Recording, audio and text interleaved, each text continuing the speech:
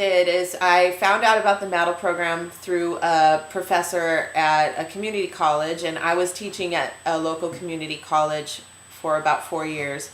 And he told me about the program and that I could do a lot of the work in Mexico, which was really appetizing to me. I had lived in Mexico before and felt can never get enough of it down there. So I was really excited to find out that I could do my coursework in Mexico. So that was wonderful. I convinced 3 of them to come with me to do that program. One of them went to Spain and did most of her work there, and then the other one was at my site, so that was wonderful. She also was an EL teacher, so that was good, that I'll talk about in a later video because it helped us make some good changes and adaptations to the Spanish speaker program. We kind of created a small professional learning community and took back everything that we did to share with other teachers in our district, and it was really contagious to the point that when we were doing our work to further the equity and fidelity of our program throughout the district, we had a lot of support from our district office as well as from our principals, because they really respected the work that we did with research. It gave us an opportunity to focus all of our research through the practicum on our specific classes to give validity to the changes that we were proposing. So we rewrote the Spanish speaker curriculum with a group. We got everybody together from our district, and you can go ahead and access that curriculum at the website I have in my PowerPoint. It's www.euhsd.k12.ca.us, but you can click on that in the PowerPoint, hopefully.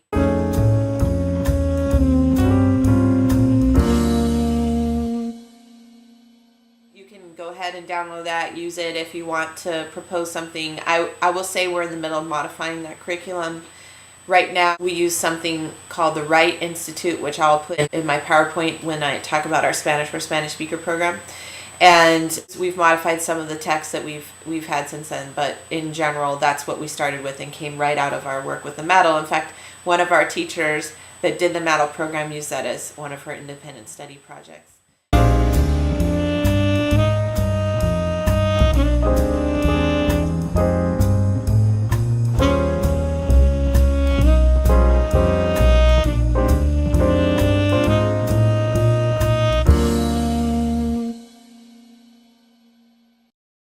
Some of the classes that really helped further our work: comparative Hispanic text class, the sociolinguistics class, really all of the core 4 classes in linguistics. But I would say the sociolinguistics helped a lot. We were fortunate to be able to take this class called La Historia de la Gastronomía de México. So that was wonderful because we wrote a specific unit that I will give you in my Spanish speaker presentation that I'm going to do at a later date, that helps with paragraph writing, but focusing on deep cultural look of food in Mexico, looking at history and myths and legends and data from Mexico, and really helps the kids start looking and having an intrinsic idea and understanding of what their culture is. Where sometimes in this area in Southern California, we find that kids don't always feel comfortable with their culture. They're a language majority, yet social minority. It's important that they feel comfortable with who they are and proud of their origins. So that's something that I'll include in a later one. We were also lucky to take that class, El Sistema Educativo de México, which was so fantastic. It has helped me so much in the work that I turned in for my project that went along with my flat classes. And I would say really in some way every class has added to the work that I'm continuing to do in our district. Now I would just say more so I have another master's degree in cross-cultural education, and more than that degree, this MATL has helped me. And just yesterday I used some information to help teachers out with resources that I got from this comparative Hispanic text class.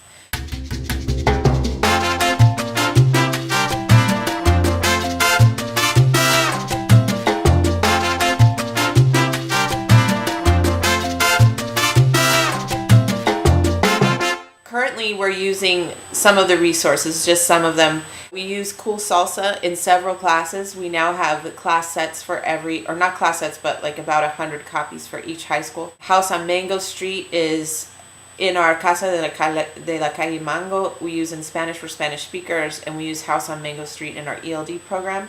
and they write an autobiographical incident story. You're on, and I use that in my Spanish speaker class, and I just have to give this little anecdote. I have a student who had some really tough times. He was not a legal citizen when he was in my class, and married when he graduated, and then thought, oh, we'll go visit our family in Mexico and just get our paperwork done for a year and then come back. But he wasn't able to come back for that year. It took him a couple years to come back, and he had some pretty tough times down there in Ciudad Juarez waiting for his papers to come through. And he told me there's a play in You're On that I got in the comparative Hispanic text class called Suerte, or Luck. And he said that, because we did that as a class project, we would do the plays from that together and have big performances and all. I'll include some pictures of that in my PowerPoint as well.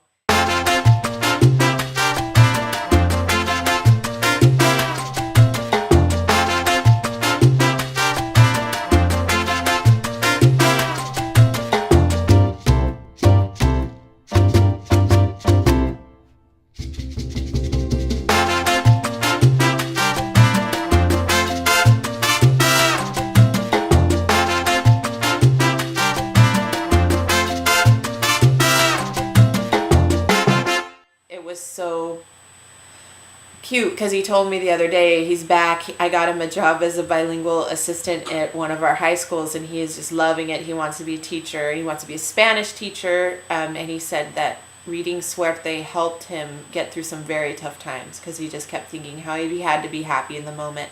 Just for that reason, that class completely affected someone's life in a positive way, so they didn't give up. The corridos, La Historia de Gregorio Cortés, and the other, like the music vibe of the class and the different things that we learned about that has helped a lot. We use that in our classes and in other English classes on campus, so we were able to be references for people. I have the video, and we're able to help out in that way. Casi una Mujer, we found out that Esmeralda Santiago's work was mentioned in our text that we adopted as well, because she had Cuando era Puertorriqueña in there. And so we also use the video and the book in our class. And then, of course, that great movie, Real Women Have Curves. We love that movie. And so that's really good for the students as well, especially in this Southern California community that we live in.